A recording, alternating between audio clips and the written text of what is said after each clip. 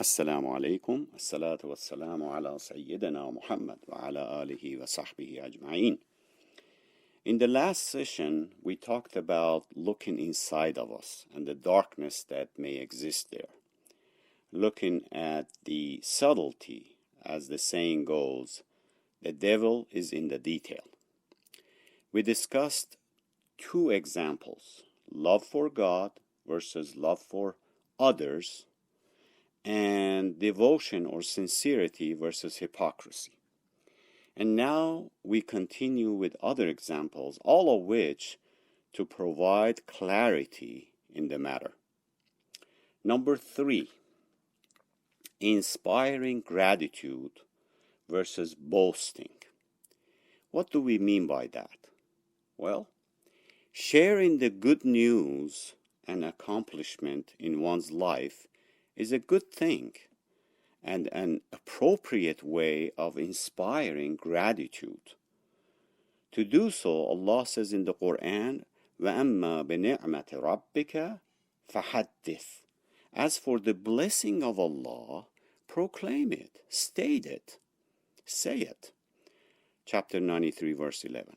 The purpose of mentioning the bounties, favors of Allah to others, even in relatively small things, is to inspire thankfulness to Allah in them and in oneself, in ourselves. The Prophet ﷺ said, quote, "Whoever is not grateful for small things will not be grateful for large things. Whoever is not thankful to people is not thankful to Allah."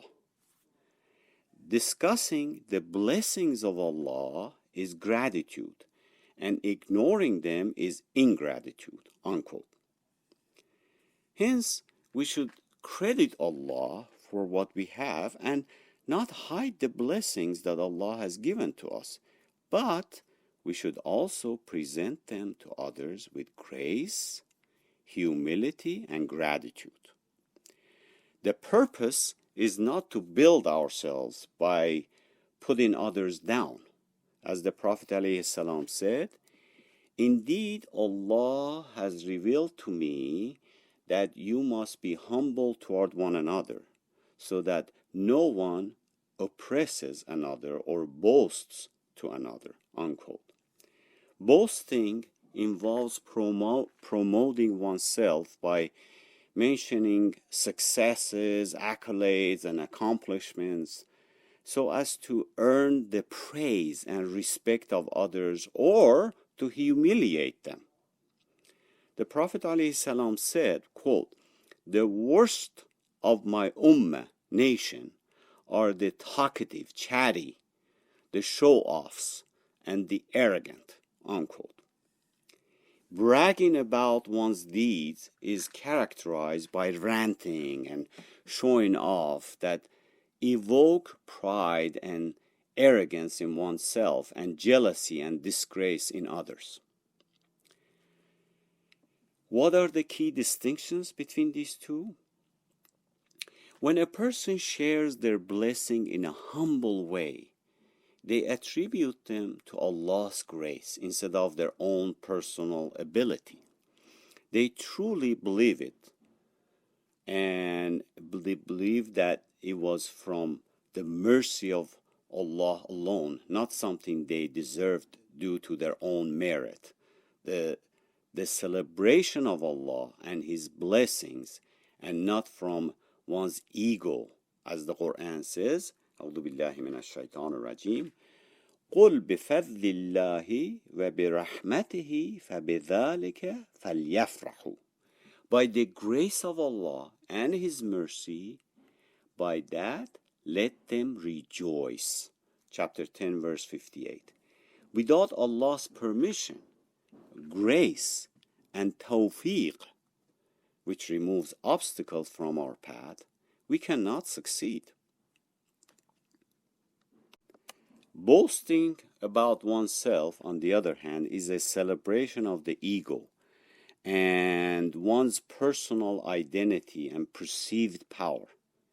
It is quite possible that a person thanks Allah and mentions His favors outwardly, but does not, but he does it in a way that still implicitly praises themselves or humiliate others. As Allah said in the Quran, وَمِنَ النَّاسِ مَنْ يُعْجِبُكَ قَوْلُهُ فِي الْحَيَاةِ الدُّنْيَا وَيُشْهِدُ اللَّهَ على ما في قلبه وهو ألد الخصام. ألد الخصام. Among people is one of those whose words please you in the life of this world and calls upon Allah to witness what is in his heart, yet he is a fierce enemy. He is a fierce enemy. Chapter 2, verse 204. Even if the outward words are correct, the true difference between boasting and gratitude lies in the state of the heart. It's in the heart. Shaitan aims for us to mention blessings for the wrong reasons. The question we should ask ourselves is, why are we mentioning these blessings in the first place? Are we praising Allah or praising ourselves? Number 4, friendly competition versus envy or jealousy. Friendly competition is positive when a group of people strive together to achieve lofty goals. And they also wish to see that very same success that they got in their competitors. It involves using the natural competitive drive of the human being as a cooperative and mutually beneficial tools to overcome people's tendency to procrastinate or to be lazy. Friendly competition encourages one to be dissatisfied with their current state and to exert effort towards greater and greater achievements. A healthy means of continuous self-improvement between two or more people. In this context, even for paradise, Allah subhanahu wa ta'ala said, وَفِي ذَلِكَ فَلْيَتَنَافَسِ الْمُتَنَافِسُونَ. For the paradise, let the competitors compete with each other. Chapter 83, verse 26. It should be no surprise that the greatest companions of the Prophet ﷺ were in a friendly race with one another in doing good deeds. Their competition was not based upon ill intentions or need to defeat or humiliate each other. Rather, they understood that they were helping push each other to achieve more. They probably would never have achieved so much good without their benign competition. As the Prophet ﷺ said, quote, indeed, the believers are like a structure, each part strengthening the other, unquote. And he interlaced his fingers to illustrate. Seeing friendly competitors achieve their goals also helps to dispel self-limiting beliefs. Competitors provide inspiration and role models for our own personal goals. For this reason, it is recommended to have admiration, al-qibta, for righteous Muslims from the past and present. On the other hand, envy, jealousy, al-hasad, is a negative feeling in the heart when one learns of another's success or blessing and often accompanies resentment. It is a desire for the envied person to fail, to be harmed, or to otherwise be deprived of their success or their blessing. As Ibn Taymiyyah puts it, quote, The reality is that envy is animosity and hatred when one sees the good state of the envied person, unquote. Jealousy and envy are powerful types of malice that are directed against the personal identity of an individual, as opposed to hatred directed toward their sins in the abstract. In some sense, they can be viewed as the root of most sins against humanity. Recall, envy was the first sin by which Allah Almighty was disobeyed in the heavens, as Iblis, Shaitan, envied Adam. It was also the first sin by which Allah Almighty was disobeyed on the earth, as the son of Adam envied his brother and killed him. Now, what are the key distinctions? Friendly competition can be distinguished from envy by examining their respective effects on the heart and one's overall vision of success. Competition results in admiration, which is a wholesome feeling, whereby one is pleased to see others achieve one would like to achieve himself. There's no real defeat, quote unquote, in such competition, even if someone does better than another, because the purpose is for all competitors to do better than they would by themselves. It will always produce satisfaction regardless of who, quote unquote, wins. This vision of success is a win-win scenario, regardless of the actual outcome. Envy, by contrast, is a destructive feeling that provokes a desire to hurt those who are envied. An envious person does not desire for his competitor what he desires for himself, which is self-improvement. Instead, the envious person wants to see their opponents harmed, humiliated, and defeated. Their vision of success involves the downfall of their competitors, an uncompromising zero-sum game with a clear winner and loser. Envy, jealousy will always produce anger, frustration, and an empty feeling, even if it results in defeat of the one envied. The envious person can only achieve an immediate victory at best. A win at such devastating spiritual cost that it could never bring lasting joy and peace. Shaitan is capable of cleverly shifting our metaphorical goalposts from mutual benefit with our competitors to zero-sum destruction. All the more reason for a Muslim to constantly reflect upon their vision for success during any competition. Now, what is the cure for envy, for jealousy? The cure for envy is to force myself to do the opposite of what envy encourages me to do. If one feels like they want to curse their competitor, they should pray for them instead. If envy compels him to denigrate, defame, and insult the envied competitor, then he should oblige his tongue to praise him and applaud him instead.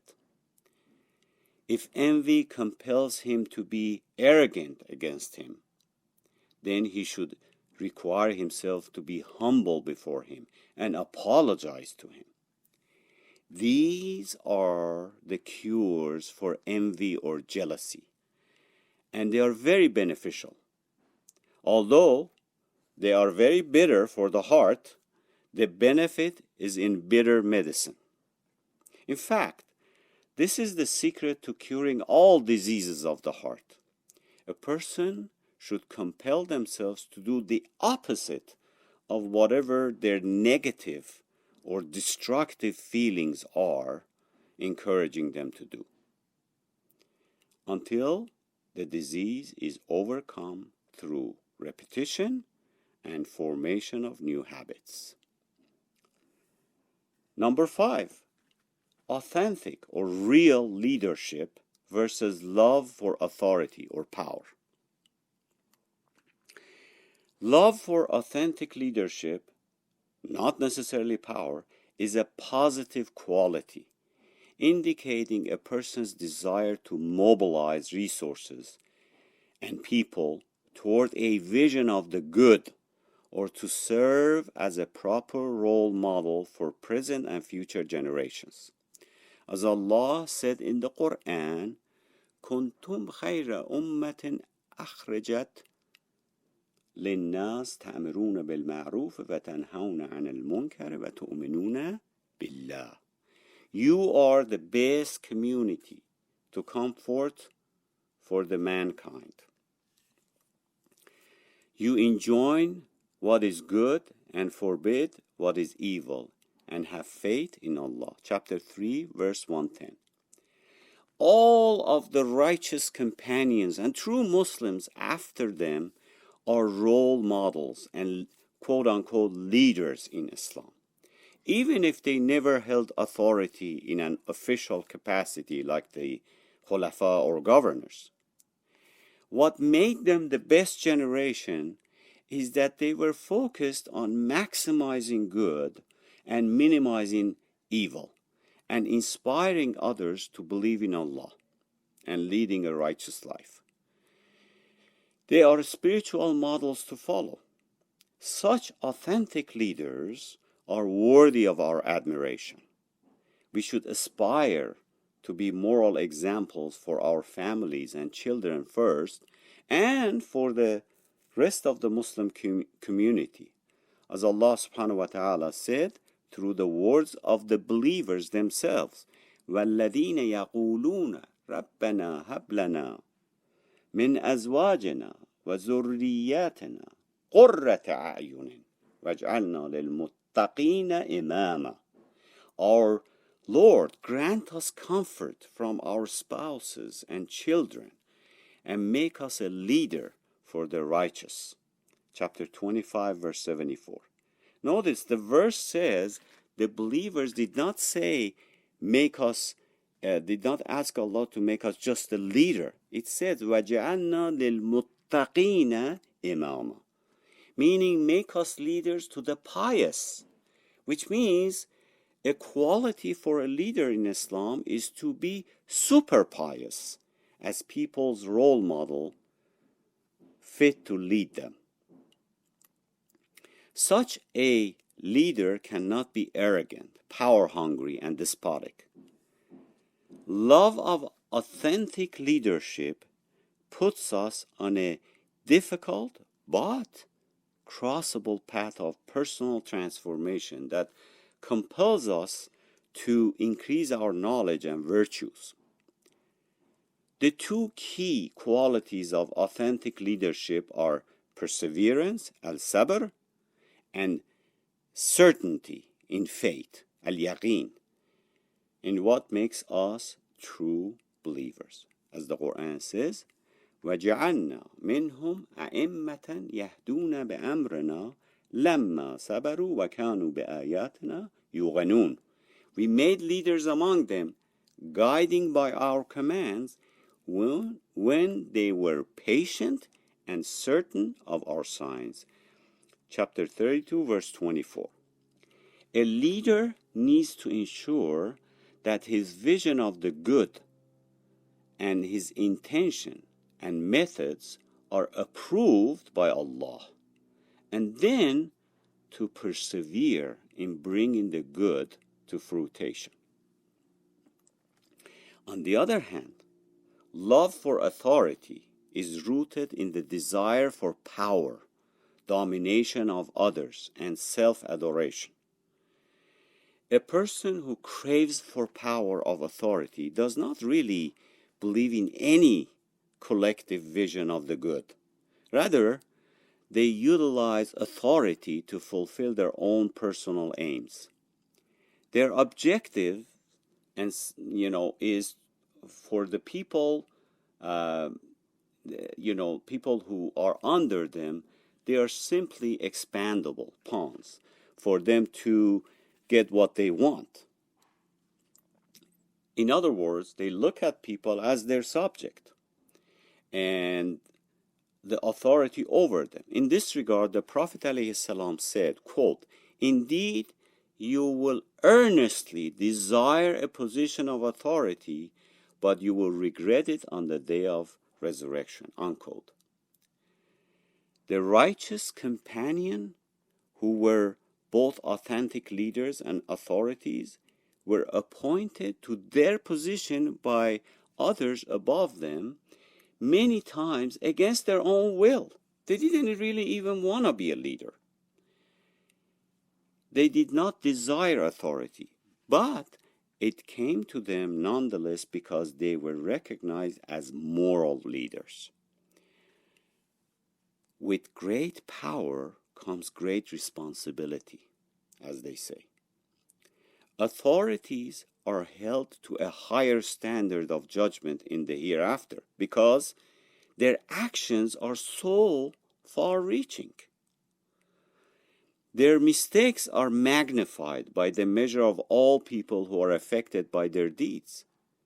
A single bad decision can harm thousands of people. That's why this is so important. Now, what are the key distinctions between an authentic leadership and the one who is loves authority and power? Authentic leadership involves a love of seeing virtue, good, and benefit actualized in the world and among the people. It is characterized by humility and unwillingness to take positions of authority unless asked or compelled to do so. It can be detected in the heart by feeling joy in the benefit of others and sensing fear when charged with responsibility for the public's trust. An authentic leader wants others to look at him or her not as someone better than them, but rather as someone whose outward behavior can be emulated. They want their positive influence to permeate into the world against the promptings of their lower self. At the end, a true leader is happy and satisfied when people are happy and satisfied with him or her. On the contrary, love for authority involves a desire to accumulate wealth, status, praise, and other worldly interests in order to satisfy the desires of the self or ego. It is characterized by arrogance and a love for power and domination.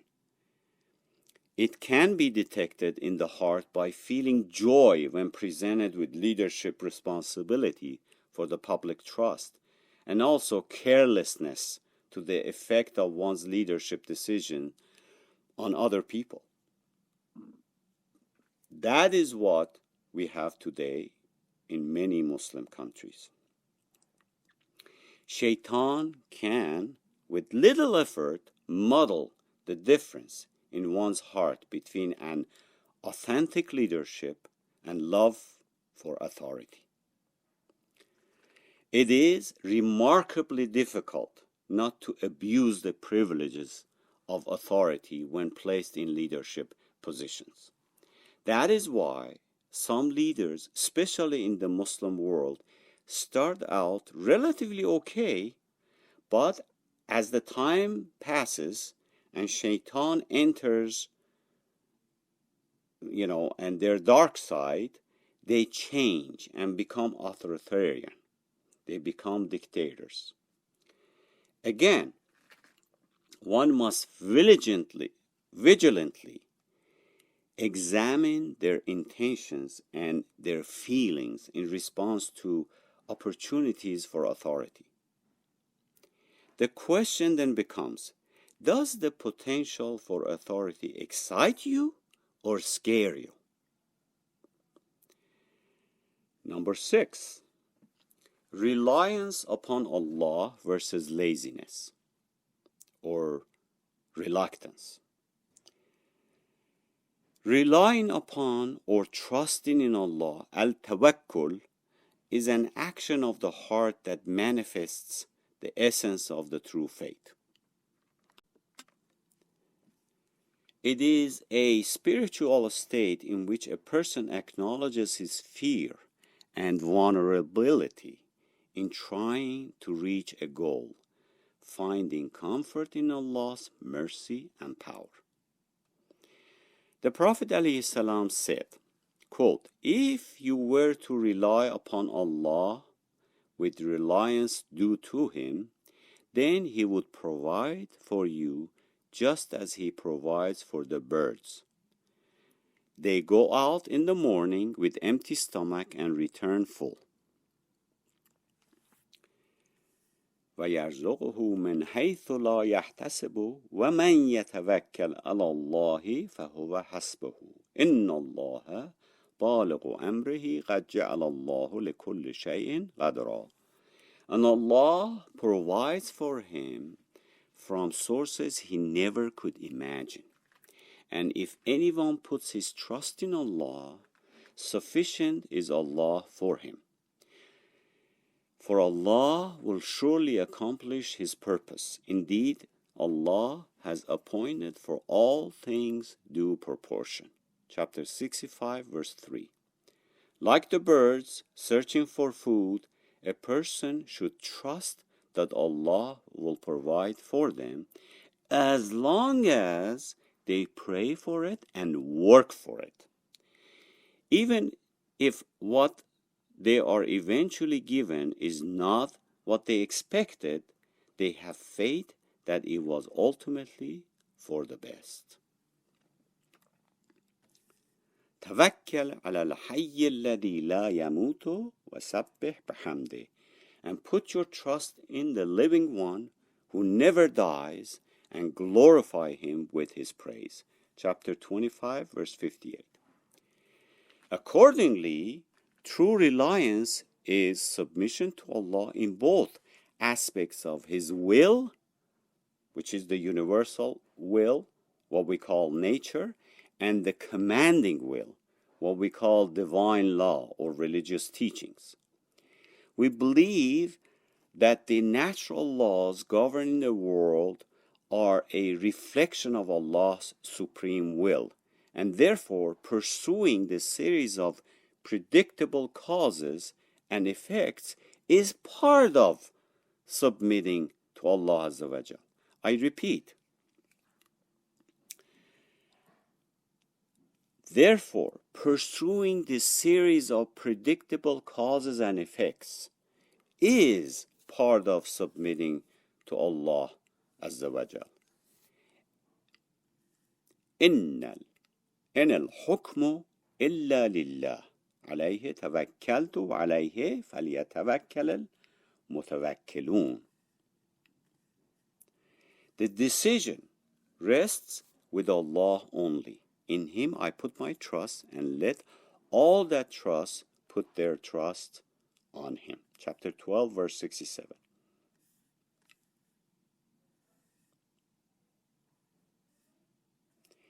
Pursuing cause and effects, however, must be in line with the divine law and decree. One may not earn their provision, their living, by criminal or sinful means. These two aspects of the divine will reflect the dual nature of the integrated physical and spiritual world that we live in. True reliance, then, involves the holistic surrender to both physical and spiritual laws in order to obtain one's goals. This results in feelings of relief and serenity in the knowledge that Allah promises to provide the best outcome for the believers in this life and the hereafter, regardless of what actually happens in this world. Reluctance or laziness, what we call al-kisal, is the failure to act upon spiritual and worldly causes in tandem. It is a character flaw that the Prophet ﷺ would supplicate for protection from. As he said, as he prayed, quote, "O Allah, I seek refuge in you from disability and laziness," unquote. Many people are tricked by shaitan into believing they are demonstrating reliance upon Allah by not taking worldly means and actions or putting in the effort. This is nothing short of being delusional. As described, reliance requires pursuing natural causes and efforts to achieve one's goals. A person must eat and drink in the real world in order to obtain the benefit of food and water. One cannot simply think that he will have a full stomach by exclusively appealing to spiritual means. People often use this distorted perspective of reliance as a justification for not putting in the necessarily physical or worldly effort to reach their goals. Students will not strive for excellence in studying and grades, thinking that as long as they are performing their prayers, Allah will make a miracle occur on their behalf. People searching for jobs do not want to exert the energy of being proactive, networking, and enhancing their resume, and they become content with the notion that if it is meant for me, it will happen, hoping for a miracle without putting in the effort. Is like asking to get paid without going to work. This is merely laziness and apathy dressed up in the disguise of piety. Key distinctions. Reliance upon Allah produces a positive state of hope and contentment as a person surrenders to the reality that Allah has guaranteed a reward in this life and in the next for those who work. It is to act upon both spiritual and worldly causes, to pray for tawfiq and to act. إن أريد إلا الإصلاح ما استطعت وما توفيقي إلا بالله عليه توكلت وإليه أنيب. I seek only to reform as much as I can. My help comes from Allah. In Him I have put my trust, and to Him I turn to. Chapter 11, verse 88. For instance, a Muslim student should pray that Allah will provide them with knowledge and then go out into the world seeking teachers and books in an Islamic lawful manner, of course. The prayer will be answered even if one cannot perceive the response. Allah's tawfiq means Allah will remove the obstacles if we put in our best effort. The Prophet ﷺ said, quote, "There is no Muslim who supplicates to Allah without sin or cutting family ties in it, but that Allah will give him one of three answers. He will hasten fulfillment of his supplication, his dua, or He will store it for him in the hereafter, or He will divert an evil from him similar to it, unquote.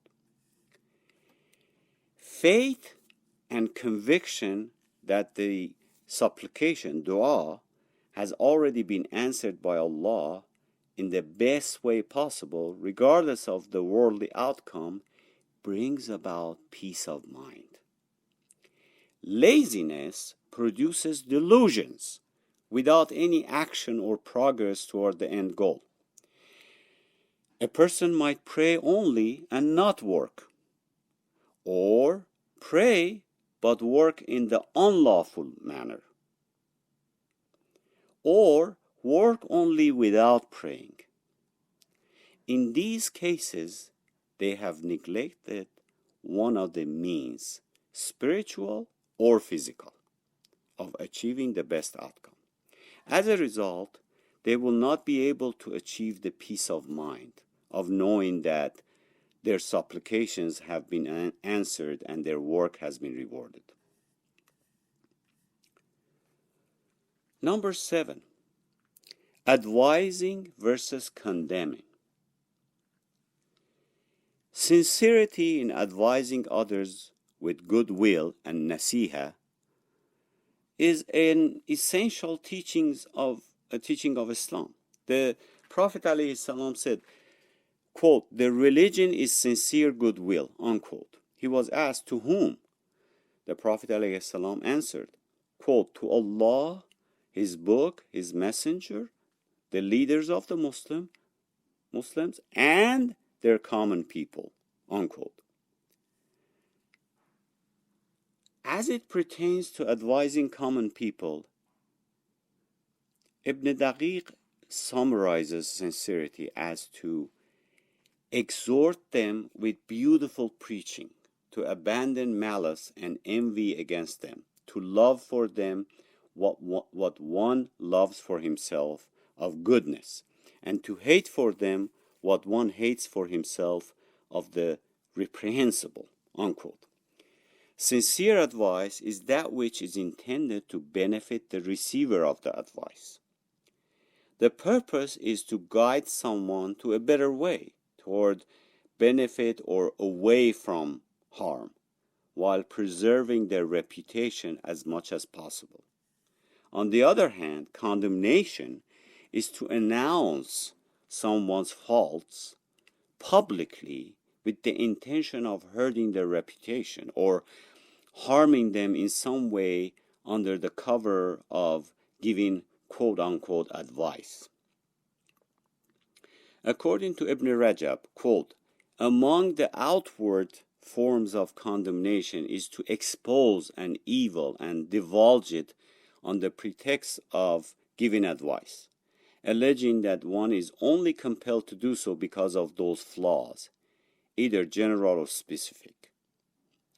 Inwardly, his purpose is to condemn and harm." Unlike sincere advice, condemnation is motivated by hatred, by malice and bad intentions. It is done publicly and not privately, not because it is a last resort to stop, but rather to shame the one being condemned in the eyes of the community. Ibn Rajab continues, quote, "An example of it is when a human being wants to cast blame upon a man, belittle him, and expose his faults such that people leave him, all because he either loves to harm him or he has animosity toward him, or he fears his rivalry in wealth and leadership or power or any other blameworthy reason. So he has combined an outward display of advice with ugly, forbidden matters," unquote. It is possible that one's advice be entirely proper outwardly in open and in an appropriate setting, but it is ultimately sinful because one's intention is to deliberately hurt the receiver, not to benefit them. So what are the key distinctions? The difference between sincere advice and condemnation is whether or not the advice giver would be pleased to be treated this way in the same situation.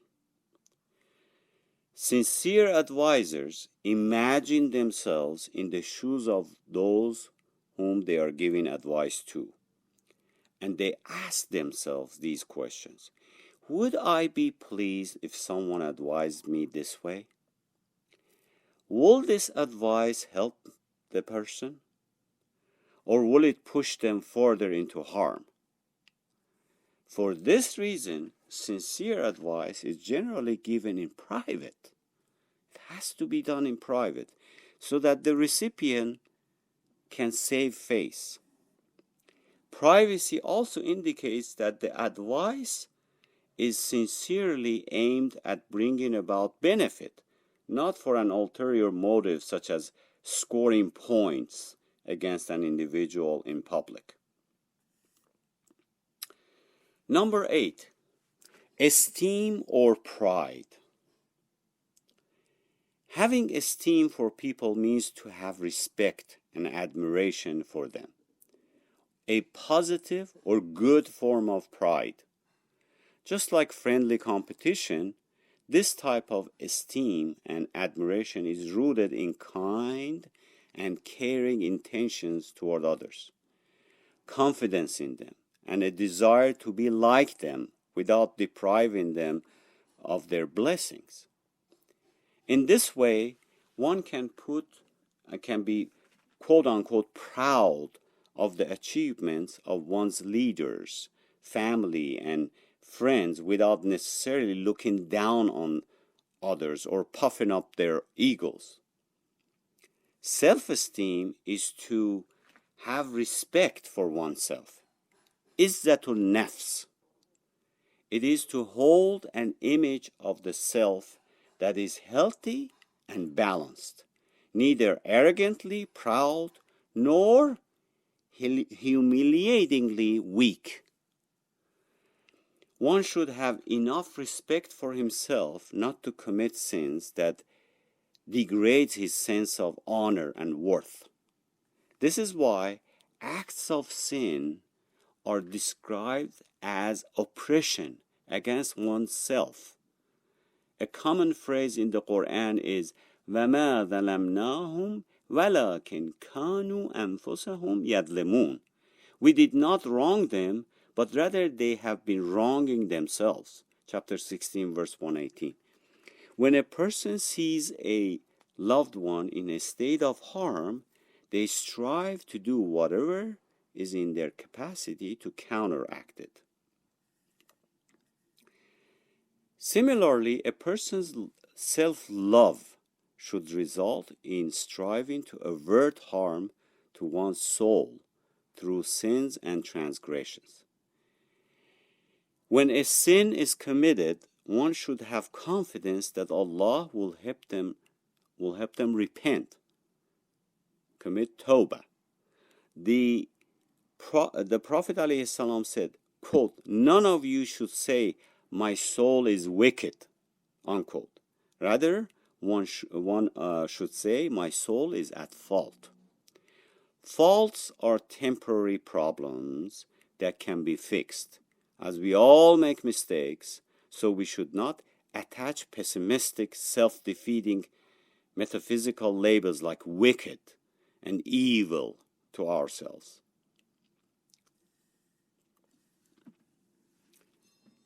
Pride, al-kibr, is the misguided belief that one is so important that he has the right to reject the truth and to humiliate others, or that they deserve special treatment, or they are above the law.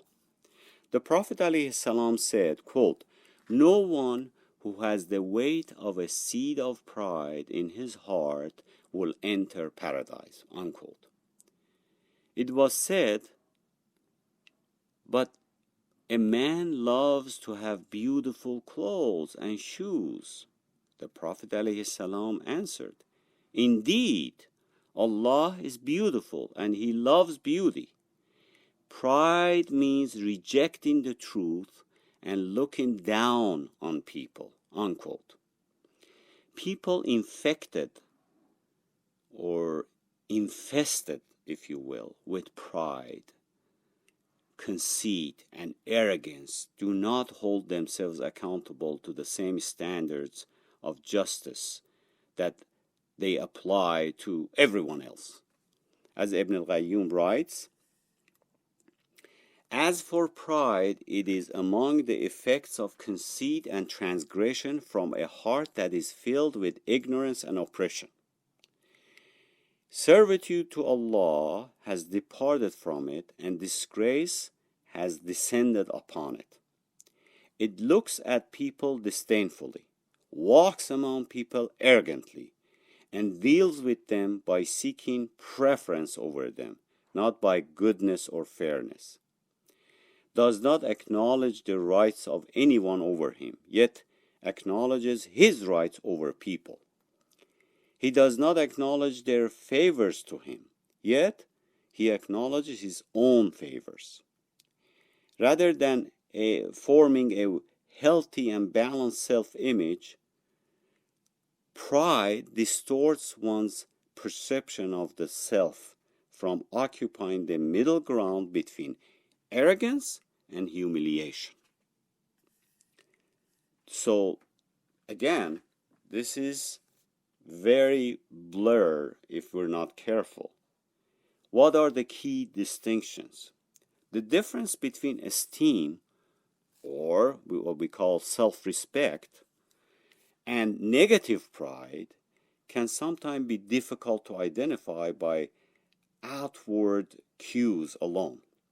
In a subtle way, Shaitan can transform what might be a positive and natural pride into a negative pride in the form of arrogance and conceit. The distinction lies in the way self-respect and pride relates to the nature of the human self or soul and its place in this world. Pride is built upon worldly trivial things like wealth, status, and lineage. Unlike a proud, conceited person, a person with self-respect cannot truly be humiliated or impoverished because they are confident in their self-image. Their self-respect or honor can never be taken away by other people. It was said to Al-Hasan ibn Ali, indeed, people imagine there's pride in you. Al-Hasan responded, it is not pride, rather it is self-respect. For this is respect with no humiliation in it, and richness with no poverty in it, unquote. Self-respect resembles pride in form, but is different in reality.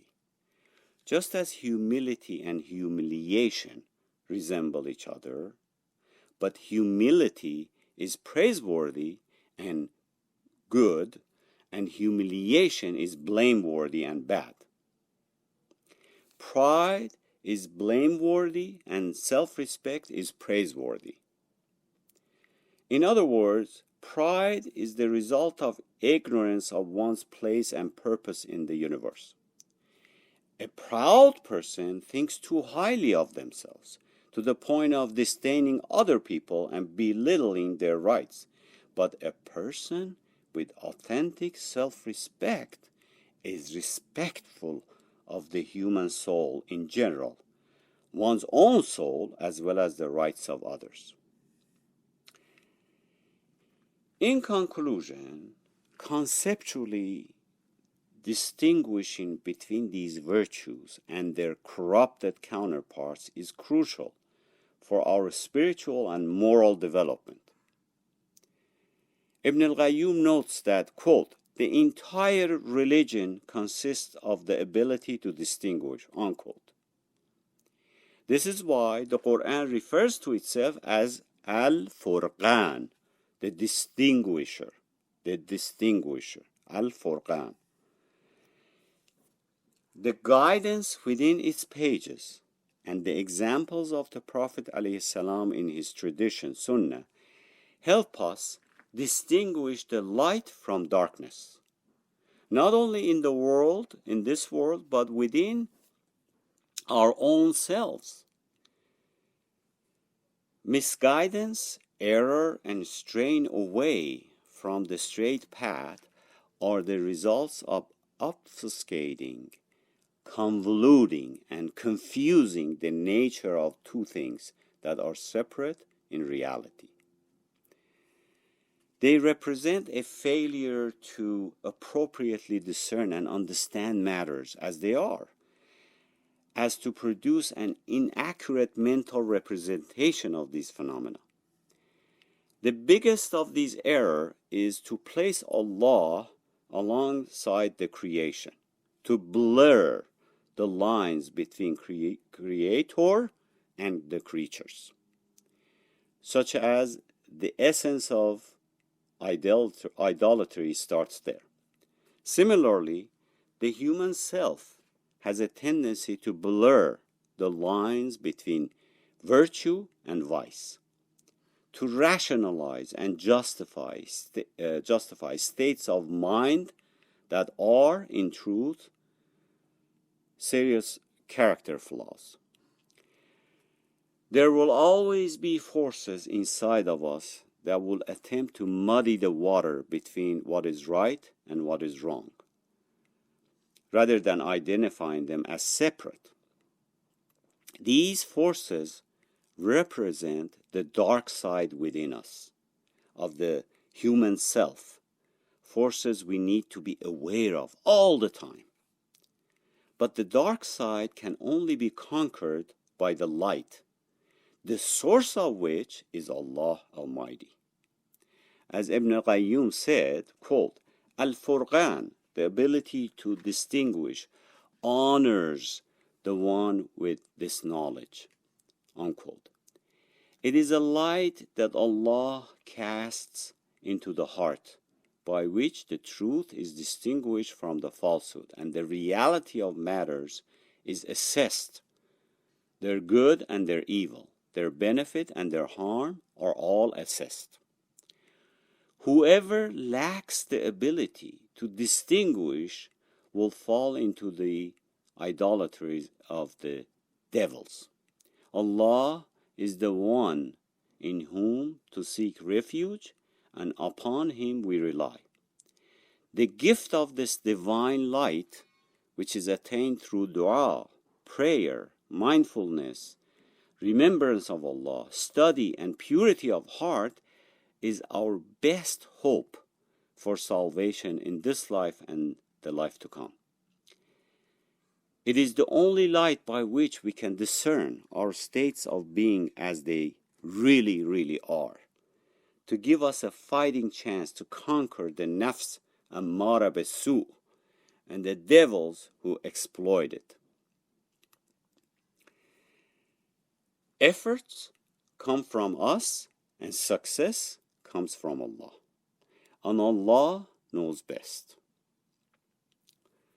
In this session and the last, we discussed some of these states humankind can fall into, the light side or the dark side, and how we can recognize these virtues and their corrupted counterparts and bring clarity in our lives.